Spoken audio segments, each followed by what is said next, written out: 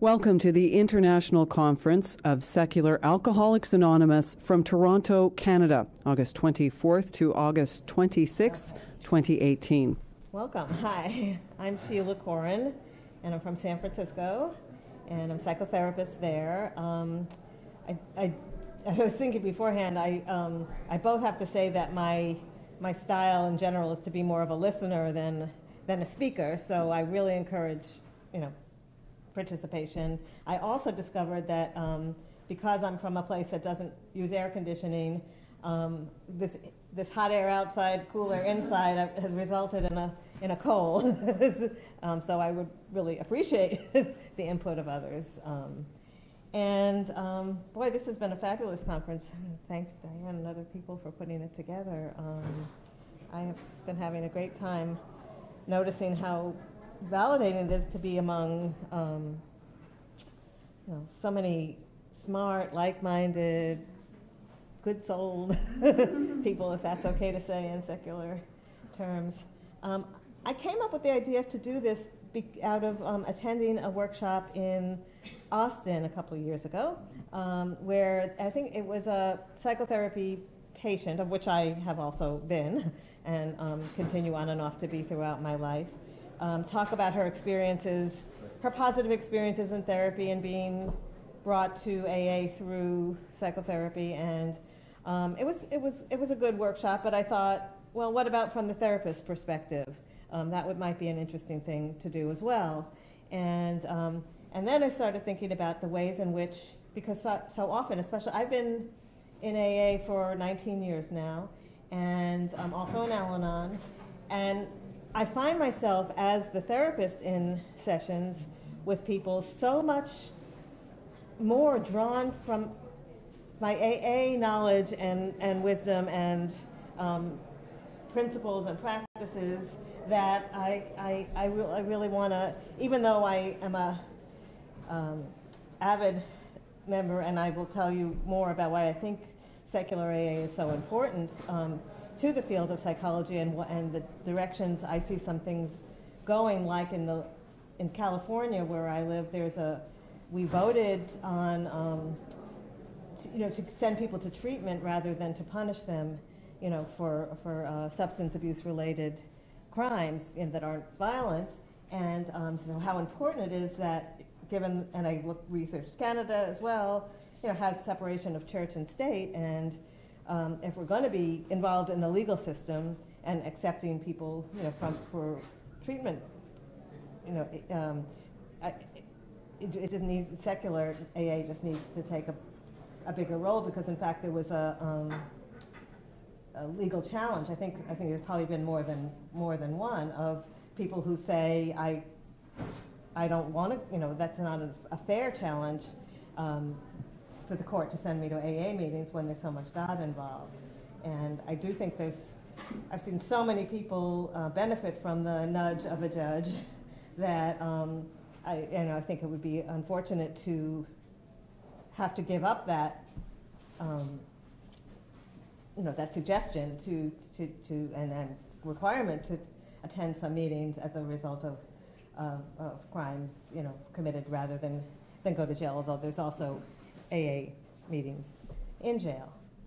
Anyway, so what I really wanted to share was a couple of different things. One, about how I think AA in its structure, certainly secular AA more than regular AA, but I do think that a lot of thought and attention and learning about the experience of others went into the creation of how AA works, and that there are principles of AA practice that are in of themselves therapeutic. To have a regular meeting at regular times in consistent structure is, in the world of psychotherapy, called a corrective emotional experience. So many alcoholics, so many people from, and we're learning more and more of us have what they're now calling, adverse childhood experiences, and the numbers of which, and the depth of which, result in, if they're not the only, certainly the only cause of alcoholism, there's a lot of adverse childhood experiences that precede alcoholism and other mental problems or problems in living, that holding environment of knowing that you can expect a meeting at a certain time, of that the script will be the same, the expectations will be the same, many meetings, and I appreciate this a lot because I don't like it when somebody goes on and on without stopping, that we have a practice of saying, keep your share brief, and after the meeting, if you still have needs, check in with somebody else, call your sponsor. All that stuff, I mean, I think is just brilliantly therapeutic. It's even affected the rest of my life, where I go to other meetings and I think, like, why are they letting that person go on? And I have a lot of different kind of meetings in my life, and I think, and people are calling, I can't make it this night, can we change it to that night? And I'm like, well, just have the same meeting on the same night of the week, and the same, and if you can come, if you can't, not. That so much energy in the world is put into rearranging and, making busy work where it needn't be. Where in AA we have, like, meeting is Sunday night at 6:30, and if you can't make it, we'll see you the next time. So that is very important to me. Maybe I should tell you a little bit about myself. I am a psychotherapist in San Francisco. I currently practice out of the front room of my home, which is a new development. I mean, it's developed over the past 5 years, full-time. But historically, I have worked in probably every kind of social service agency that there is. I specialize in children, especially foster and adoptive children, and I've worked with physically disabled and elderly people. I've worked alcoholism and addiction. I'm probably forgetting, I spent a lot of time in the field of recreation, especially in my using days, because I thought that would be fun, and it was.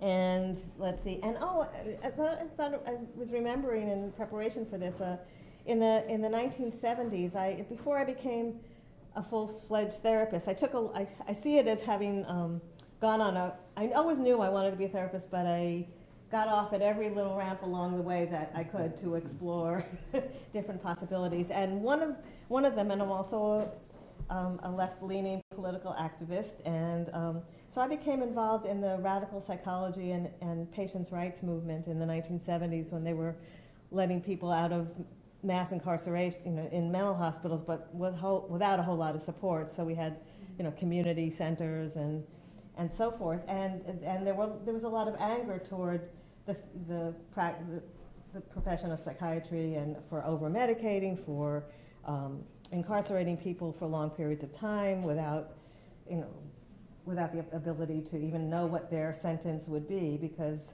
there were people who felt like it was worse than being sent to jail, because it was an indeterminate sentence and was dependent on somebody else's assessment of your likelihood to succeed on the outside. So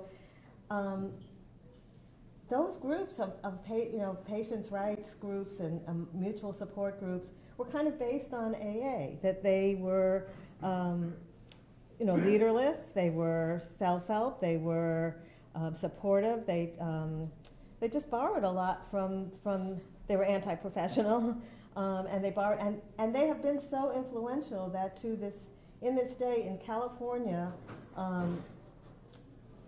new mental health programs have to have some component of patient, they call consumer-led services. They have to hire a certain number, I don't know exactly what the percentages are, but they have to hire consumers to lead certain groups, and that's a condition of community mental health money in California.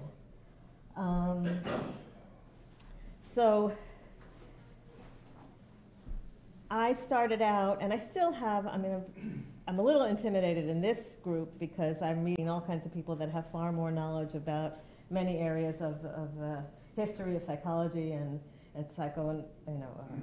psychotherapy than I do. But I did start out, and I do have a great appreciation for the historical antecedents of where we are today in terms of psychoanalysis and which, when I did some research and back into, because somebody in recent workshop brought up about how, how white and Western and whatever we all, or most of us are. And I was thinking about indigenous people had talking circles and discussion of dreams, and they traced ancient Islam religions had, or it's not that ancient, but had occupational therapy as a part of the healing process. That there have been a lot of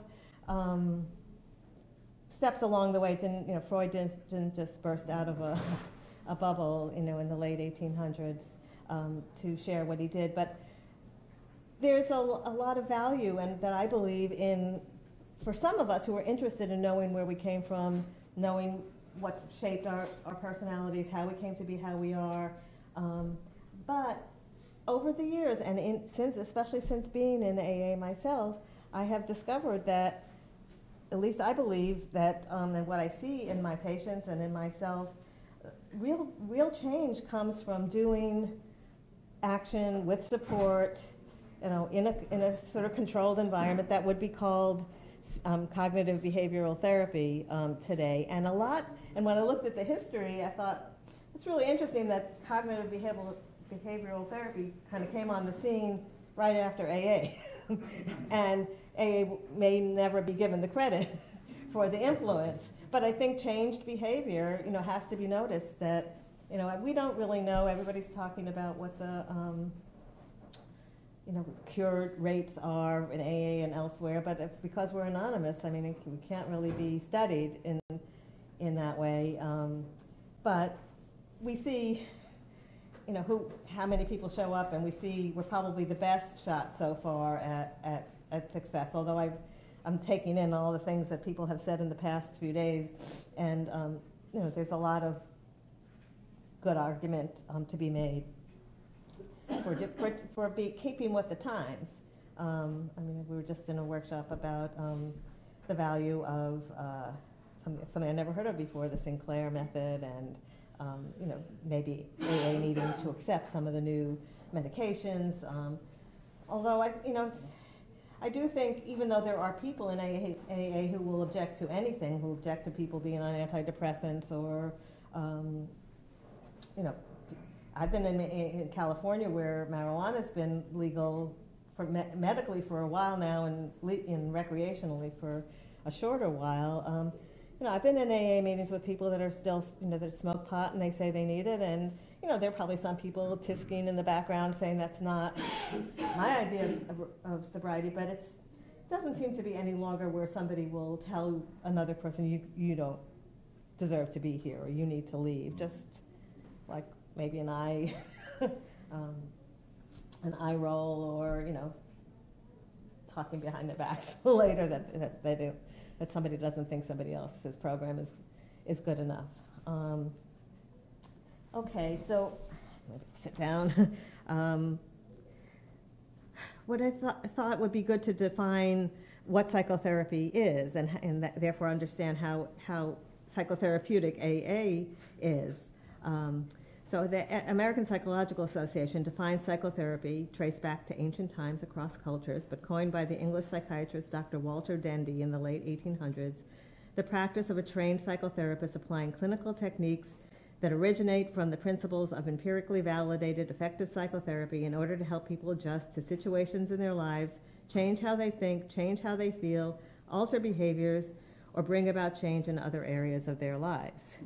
So to me, that all applies to AA. Psychotherapy is considered effective when there is a working bond, therapeutic alliance between therapist and client, which is the home group, sponsor, fellowship. The therapist program, formal plan of action, meeting format, reliability, the 12 steps, if you choose to work them, which, I don't work them in a regular way, but, you hear something enough and that's part of that's another principle or practice of our program, that these things, I work a pretty lazy program, but I find that I hear things enough that kind of seeps into my being, and I benefit from it, even if I haven't done the work, so to speak. Client willingness, with, desire to stop drinking, and form appropriate to the problem being addressed. Replace self-preoccupation with responsible participation, larger system, useful tools for self-improvement, as in think things through regarding cravings. And that self-preoccupation, I think that followed in all the research I did, that one of the great advantages and contributions of AA is the fellowship and the idea that that we are not in this alone, and that no matter what your theory of, unless you're looking at a strict biochemical model, but then we know that even our biochemistries are changed in relationship to other people. I've just been reading this book about why it's called Why Buddhism is Right, and I'm not sure about the title, but it's by an evolutionary psychologist who talks about, the thing I was just reading said that men, heterosexual men, when being interviewed about their future plans in the presence of women, will elevate their intended incomes and strivings and whatever. So clearly we're changed by the presence of each other. And so I don't even think that there's something as like a biochemistry apart from our relationships. And I was recently reading, I don't know if it's gotten a lot of attention in my circles, but a book by a man named Johann Hari, Lost Connections. And in a sense, it's a criticism of AA. But what he says is important is connections. And when I think of what AA offers us, it is connection. So whether it's, whatever the derivation or the antecedent is, it delivers. It delivers the community. It delivers the tribe. It delivers the meaning, and which I think is another important aspect, because in that book, I think he quite eloquently actually talks about how we don't just need to be around other people. I mean, you could go to a movie theater, you could go to Times Square, you could be around other people, but what you need to do to really heal is to interact and have shared work with other people. And AA provides that. Look, that we do service, we we help each other out. We don't just sit together.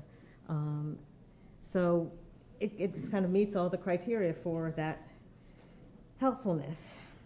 Okay, I did say AA groups meet regularly, predictable, consistent times and places, soothing, trust-building environments and circumstances. Holding environments is another psychological word. Emotionally corrective experiences. Okay.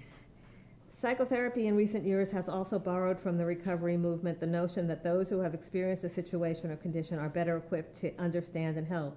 That is to be so is advantageous to the therapeutic experience. Now that's it used to be that I would not, I've always been more, I think, open than if there is an average therapist. I see the therapeutic situation as one where the focus of the time and energy is on the client, but if there's something in my life that I feel like would be helpful to them, I don't hide it just because I'm the therapist and they're not supposed to know about me. And there would have been a time, however, where I would have thought it was like something I shouldn't share, whereas now it's more like, is it in their interest for me to share this? Not so much.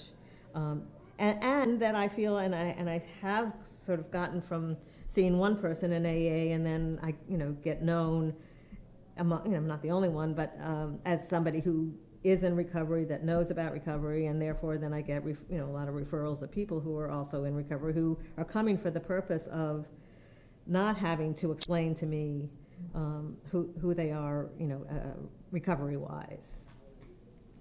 And that's something that, well, that's particular to recovery, but I think about anything. I think it's come into the domestic violence world. If anybody can think of, there are other ways in which psychotherapy has influenced, well, the whole consumer-led groups in the mental health, community mental health world that I talked about earlier is about knowing that people who have been through an experience are well and better equipped than many to help somebody else through that. And that that came out of the recovery world. I think a big help of AA is the idea of taking responsibility. And I like what somebody said earlier, and all my workshops are blending into one, but that it's new, that in some new ways. But I have always been I mean, although I've only been, it's 20 years, so it's in a kind of modern AA, where taking an inventory also involves your strengths as well as your defects. And but the idea of taking responsibility, of not, if you have guilt, doing something about it. If you want to feel better, do something, do a self-esteem building activity, rather than just talk about it or just wait for the feelings to follow the understanding. I think AA focuses on the present and the future, not the past. Our stories speak of our experience, strength, and hope. Two-thirds of that is not the past. Whereas traditional psychotherapy believed that if you understand the derivation of problems, they could resolve on their own. AA believes that habits take on the lives of their own and do not disappear just by insight. AA encourages moving away from the victim stance. Poor me leads to poor me, a drink, which behavior leads to better sense of self-agency. So I mean, I don't know how much more of this. I mean, I did some research about the history of psychotherapy, about the history of how I found a quote from Dr. Silkworth, who said that we should discard old methods for new, which I think applies to secular AA replacing what we've had before. I found a woman named Ruth Fox, who founded the American Society for Addiction Medicine and the American Society on Alcoholism and Drug Dependencies. She's the one who researched and promoted anti-abuse, and was one of the first psychoanalysts to accept alcoholics as patients. She was influenced by AA in that fellowship altered the progress for alcoholics in the direction of hope. I think before then they never thought that alcoholics could be cured.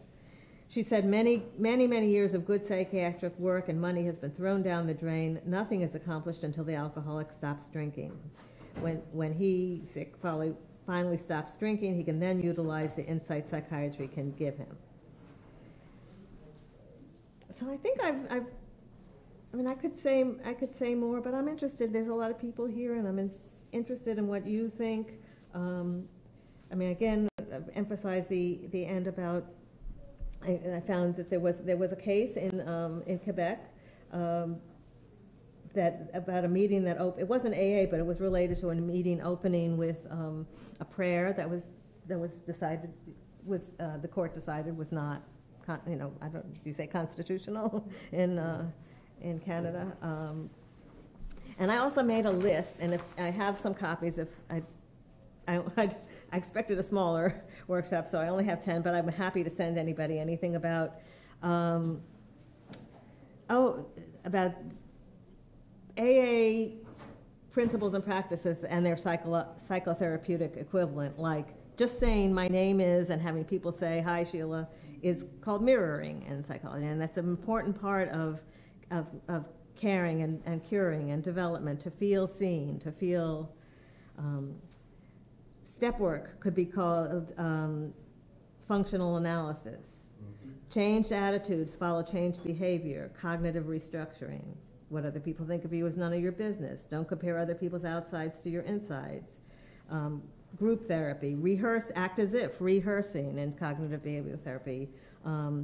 Taking action, strength-based assessment, let cravings pass, mindfulness, gratitude lists. CBT finishes each day by visualizing the good of the day. Right thinking. In psychotherapy, learn to accept disappointments as normal part of life. Daily inventory, thought records, journaling. Get out of your mind as a bad neighborhood, unraveling cognitive distortions, share with professional or group member. Think in AA, think things through, play the script until the end in cognitive behavioral therapy. One day at a time was when, and then I really believe strongly in this in terms of behavioral change, doing a little bit towards what you need to do, what you're scared of doing. So it's called successive approximation.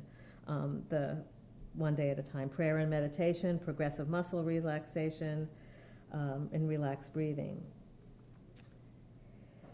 I found this thing called From Access Recovery.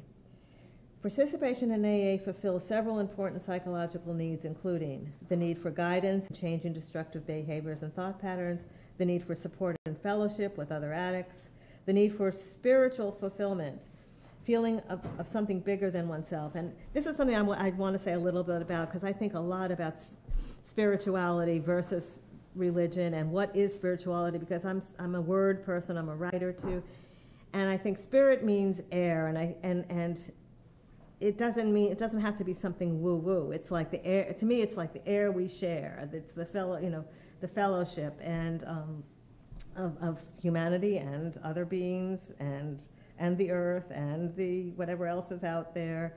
So I think that is one of the if I had to end on something, and the need for positive life improving experiences. And I think AA provides, and secular AA certainly more so, provides that in big measure. And I just wrote a little note, and so I'll say it because I guess I thought it was important, because we talk a lot about big mental illnesses, and there's a lot that AA can't help.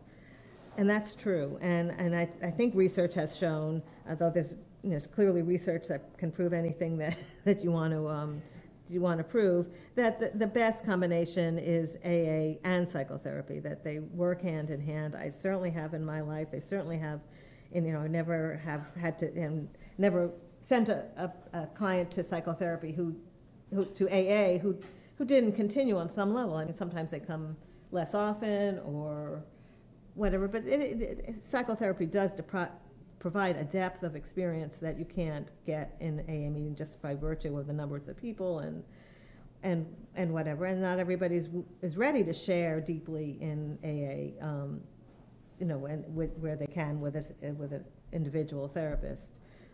But I would also say there's a lot of people I've seen over the years who you would think would be diagnosed with big time, borderline personality and bipolar, that once they get with the AA program, and stop drinking and start learning some pro-social behaviors, turn out to be not as sick as we thought. So I guess that's what I have to say, and I really welcome anybody's comments, questions, experiences. Thank you.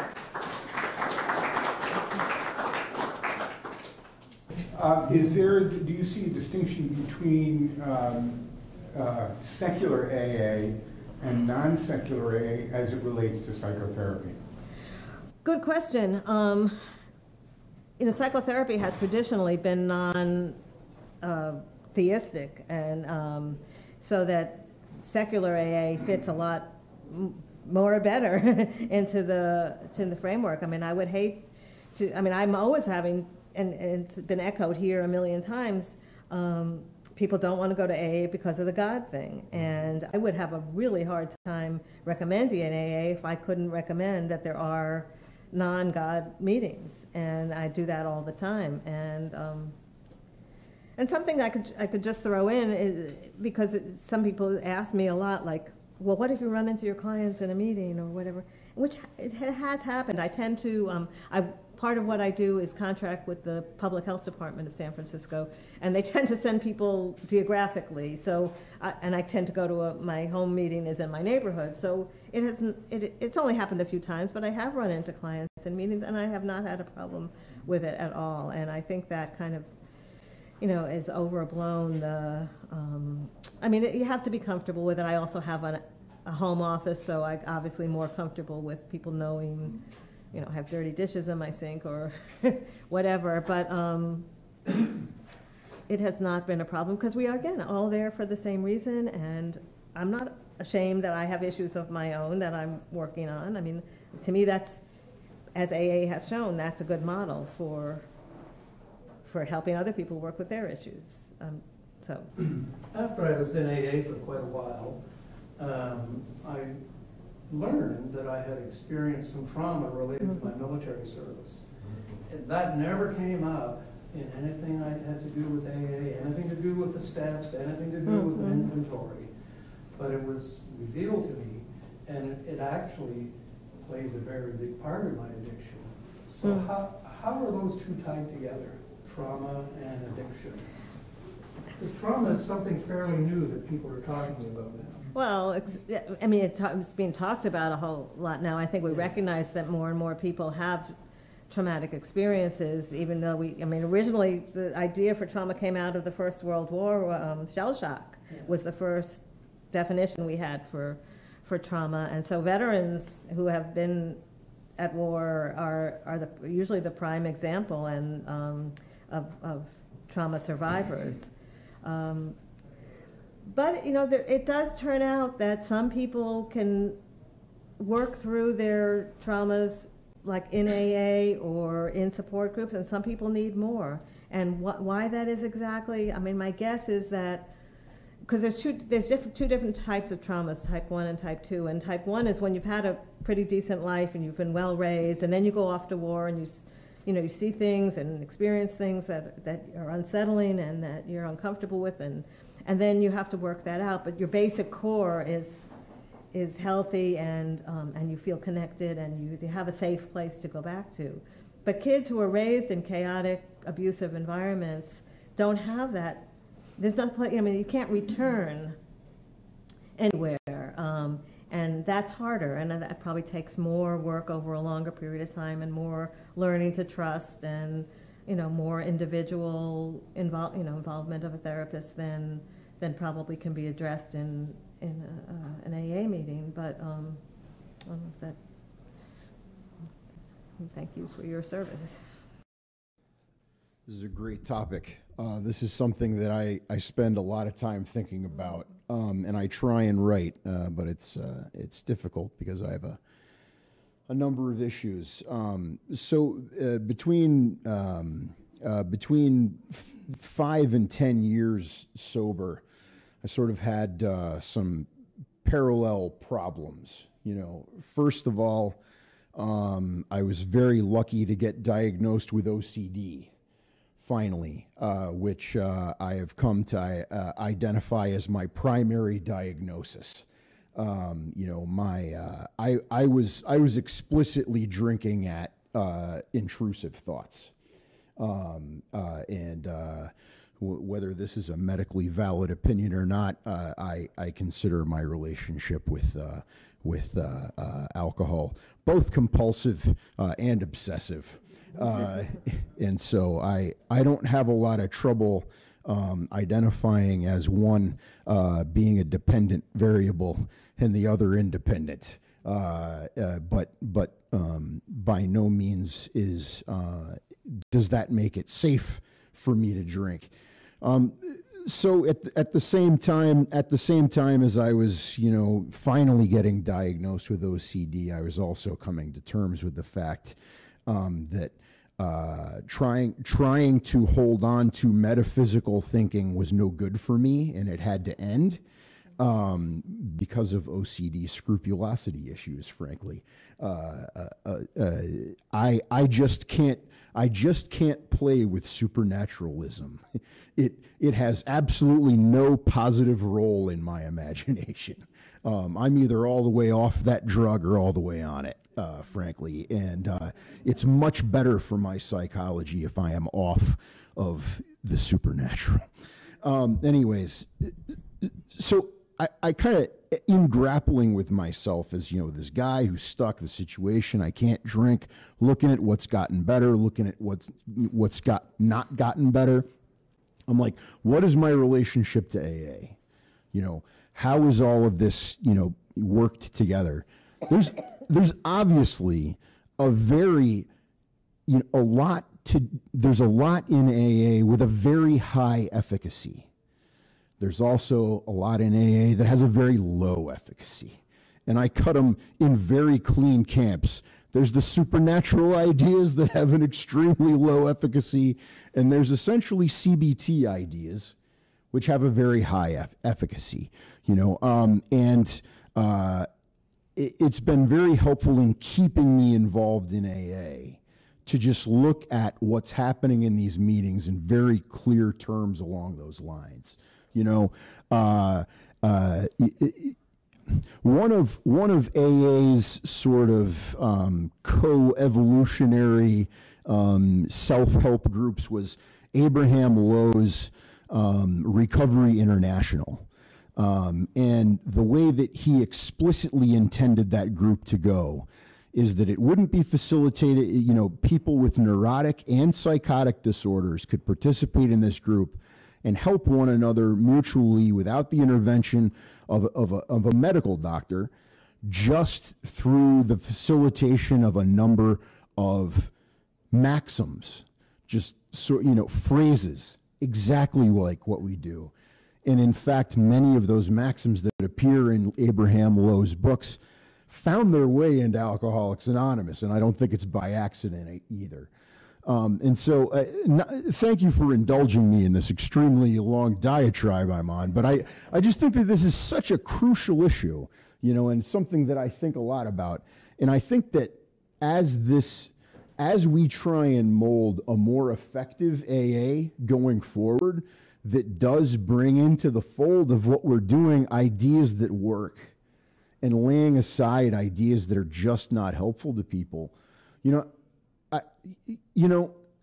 I don't know what year it was when Oprah said denial isn't just a river in Egypt, but the day after that, you heard it in every meeting in AA across this continent, you know? And it's like nobody was particularly self-conscious about doing that. Yeah, we got this idea from somewhere in pop culture and, you know, it's a little bit helpful. Why wouldn't we say it? You know, I wonder if we shouldn't be at all self-conscious about beginning to use the language of cognitive distortions. If we shouldn't be at all self-conscious about bringing in ideas that work from current literature and current professional practice in psychotherapy and putting it to work, helping people. Like, it was so, just in my own case, I was almost 10 years sober, and I was almost 40 when I finally got diagnosed with my primary problem. And that's because nobody around me knew anything about it, and the people who didn't feel like they were in the right place to say anything about it.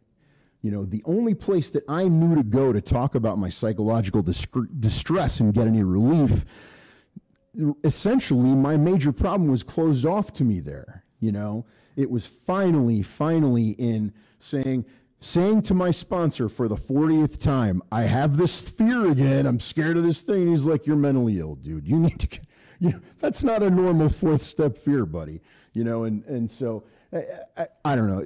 I've probably made my point. But anyways, I'm just really excited to be in a place to have this conversation. Well, thank you very much. And I think you pointed out the value of being in AA, because if you're not where somebody can say to you, I've been there and this is what I did, or, you know, your sponsor saying you need this help, you might not have found it. But so thank you. I just wanted to say how grateful I am to hear a lot of people referring to unresolved childhood trauma.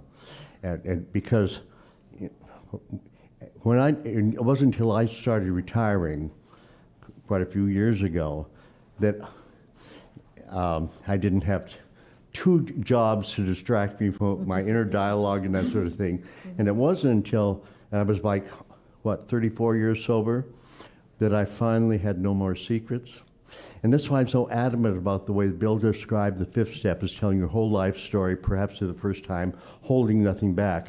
I don't know many people that do that, and I don't know, you can't blame it on treatment centers or cognitive behavioral therapists, but you can't do that in a 15-minute session. Right. You know that. So doing sponsorship outside of that window is so much more powerful. And being able to take 4 or 5 sessions of 2 or 3 hours for someone to go through his long life history and recovering that. I didn't have that opportunity until I was in a deposition, 4-hour deposition in Seattle about my, it was a suit against the Diocese of Helena, Montana for childhood trauma, of sexual assault, of over and over, not just, but also in young adulthood and so forth, and not knowing how to say no. And I had no idea until they asked me questions about every part of my life, probing much better than any sponsor or any therapist did. When I came out with there feeling suddenly relieved and comfortable with myself.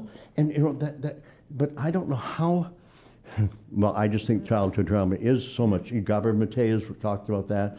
You kind of referred to it, that it does affect so much that I can, and now I refer to myself as a victim survivor. I have to say victim because none of that was my fault, but guess what? Here I am, happy, joyous, and free. And thank you for your presentation. Thank you so much. That's such a good point about having the opportunity to tell your story. Yeah, who's got the patience? Right. Sponsors do. I'm Dave, now an alcoholic. I think the suggestion that we should be looking outside AA for concepts and solutions is a very good one.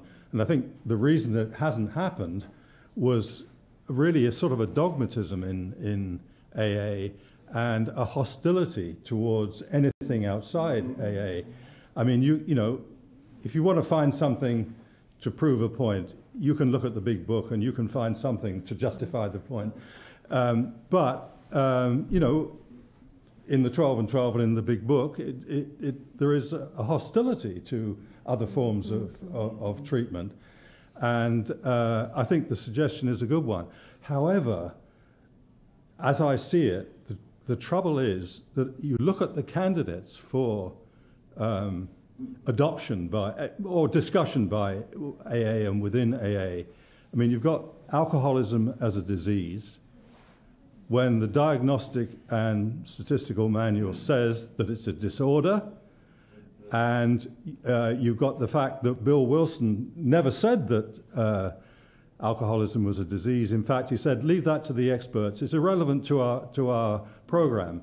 And then you've got repression, which started off as a technical term, but has now become part of the language, and people use the term without understanding what it means, and without examining the possibility that the original conception of repression was itself pretty suspect, because it depended on a sort of an architecture of the mind which has certain mental mechanisms that take place. And as far as I can see, in fact,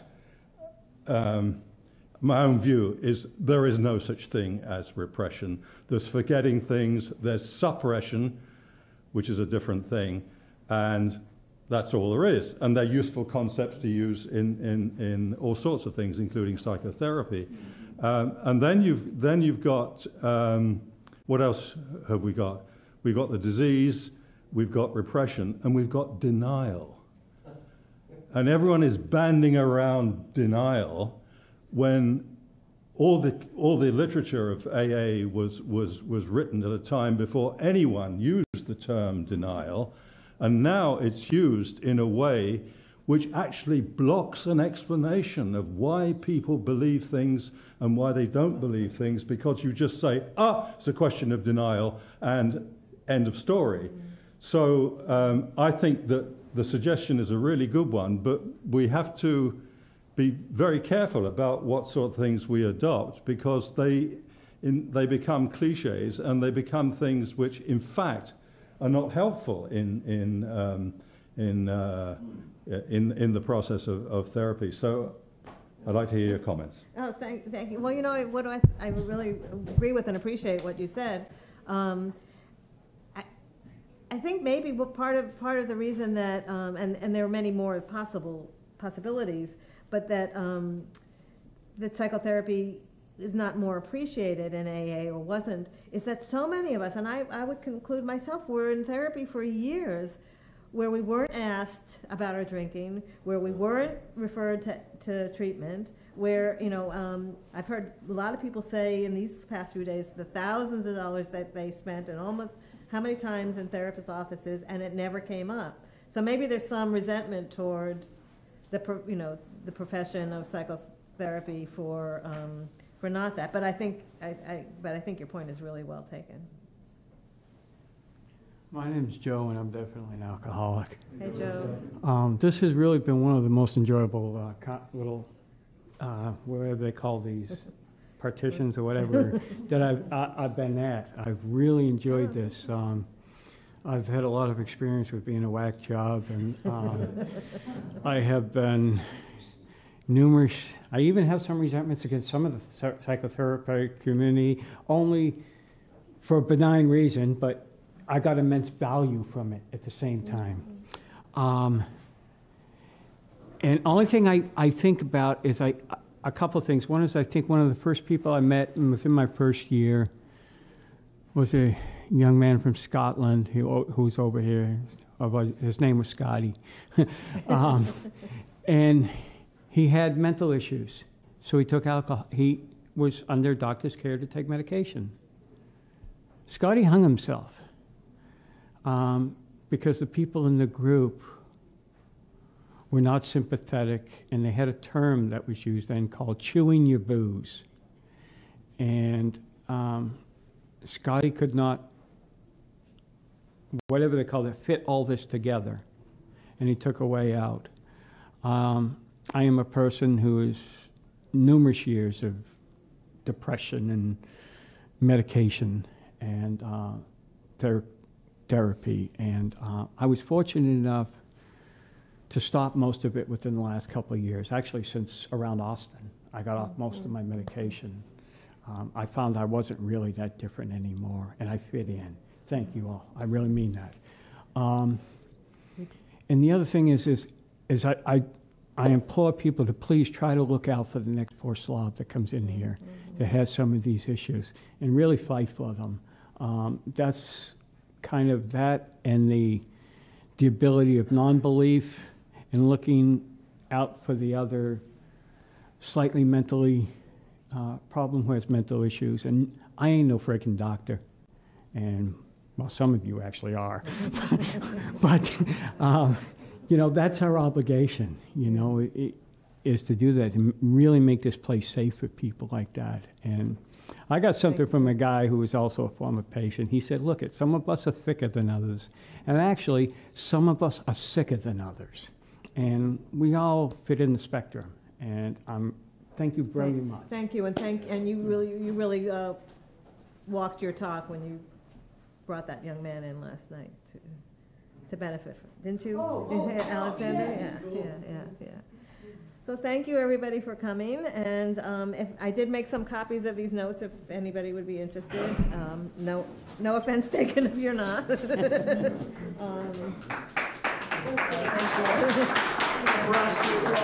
Thank you. You're nodding and whatever, really. It was very helpful. This talk was recorded at the Toronto Marriott Eaton Centre. For more information and more recordings, visit secular AA.org.